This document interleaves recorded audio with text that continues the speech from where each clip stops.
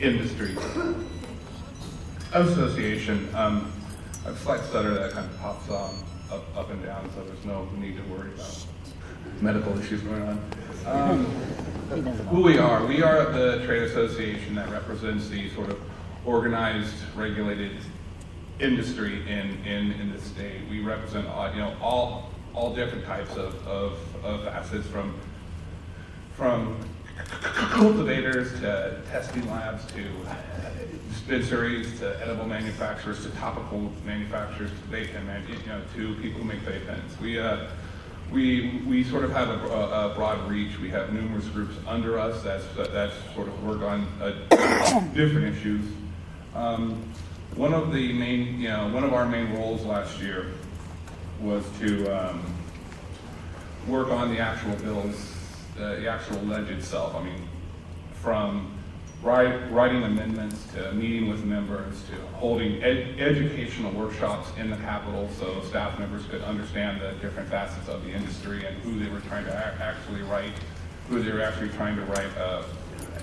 rules for. Not only that, but we also acted as a resource to the sort of the groups on this stage as well. I mean, I remember getting a phone call from the ledge director of the California Police Chiefs Association asking me, saying she was on the call with her executive board right then and there, and she needed me to describe what 1 pound of marijuana looked like. And they needed to know because they were trying to write some policy. It was regarding 5 pounds versus 10 pounds, and I said, well, actually, who's on the call? And it's all their executive chiefs. And I said, okay, imagine a turkey bag. Put 2 footballs in that turkey bag. There's 1 pound. That's what 1 pound looks like. So if you're trying to think of what 5 pounds would look like potentially in the back of a car, imagine 10 footballs. I'm sorry. Yeah, imagine 10 footballs. If you want 2.5 pounds, imagine 5 footballs. And that's sort of like we had to learn to just sort of speak in everyone's language on other issues. I remember one night we were at 1:30 in the morning with the staff helping them draft what the multi-agency, what transferring from a single agency regulation system to a multi-agency regulation system would look like. And we were putting post-it notes on the walls and texting pictures back and forth to just kind of help them understand this, because one thing that has been lacking is a credible, resource on this issue. Before the industry association was organized, there was patient groups, there was labor involved, but we didn't really see like a trade group which could actually act as a resource like all the other, industries have. So I would say filling that parking space as creating, a credible trade group for the industry that local governments and state governments can actually come to for help was probably the biggest accomplishment we did last year. By the end of the year, everybody was knocking on our door. 5 years ago, when I first, was walking through the state capitol, people might talk to me because I happen to be a former law enforcement officer, but there was no influence in the way we see influence now. When 2 weeks ago we heard that there was a bill that was going to be introduced that would have pretty much gone against all the legislation we helped pass last year by banning paraphernalia, but it defined paraphernalia in a way that would have made growing supplies and buckets would have counted as well. What we were able to do in about 5 days was kill that bill. We couldn't have done that before. That's because we were able to go and properly educate the staff, the member voluntarily pulled his bill. Voluntarily pulled his bill saying, I had no idea this is the mess I was walking into. 5 years ago that bill would have failed.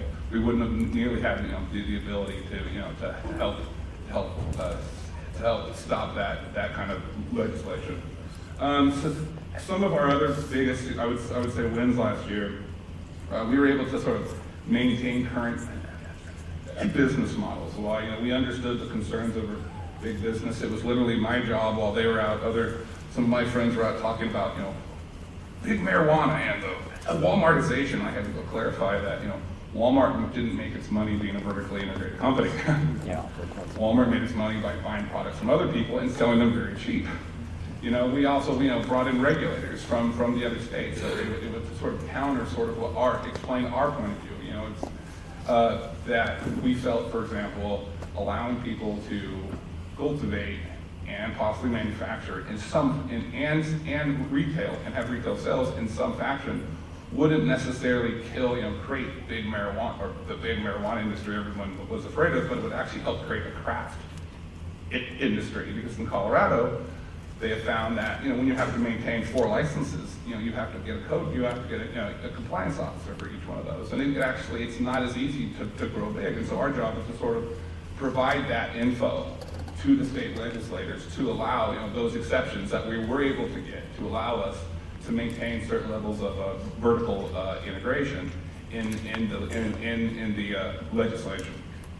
When it comes to I would say the other biggest, our other biggest win last year was fighting monopolies. We had certain groups trying to act for that they were trying to get a monopoly on a certain aspect of the industry, and we literally had to go up to the governor's office to make sure that farmers would have the right to do direct sales if they wanted to a dispensary. We said they shouldn't have to be mandated to go through a certain process. They might have to get checked, but if you want to have the right to have a direct relationship with the dispensaries, that's your own contracts, that was your right.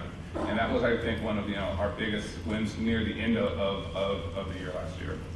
Some of the concerns that were, or some of the concerns and looking ahead at this year and what we're going to be working on is tracking the actual regulatory writing process. We're actually looking at hiring on somebody right now, which one of their main goals will to just track that issue, to make sure the industry is there at every aspect, to be the same resource we were at the legislative process, to be that resource in the writing process. We also need to do better education to local governments. A lot of them started passing bans left and right based on a misinformation campaign, I'll say.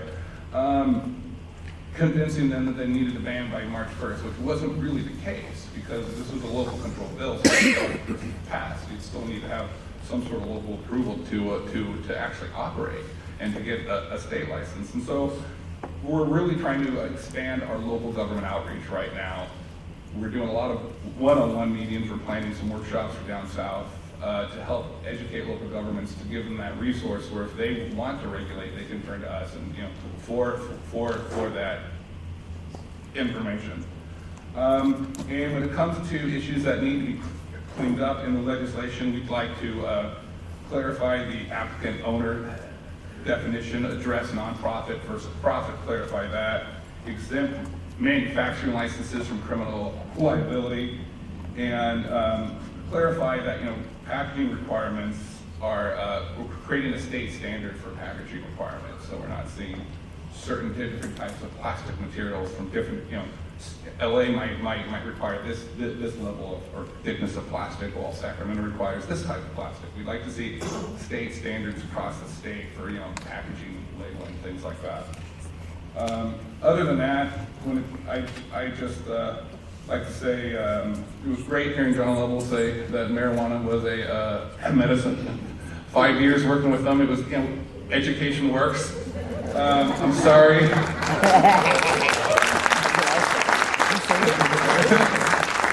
I also was happy that Neil was the one to invite him here. To Paul and John, I'm sorry for those gutting them in a couple years ago, which caused all that stress. But I'd like to thank, out of all the authors, I mean, all the authors were great, but as there's one that really hit home with me, as a Republican former law enforcement officer, when Assemblymember Tom Lackey chose to come on the bill as a former law enforcement officer and Marine. He gave it the credibility he needed to actually help push this issue forward. And Lackey's help was, and he took a lot of risks. He's not in a safe district at all. He got criticism. He was told by leadership to stand down on several occasions, and he didn't. He took the floor. And so I'd like to thank him, amongst all the other officers that all the other authors as well, for doing what he did. And on that, I pass the mic.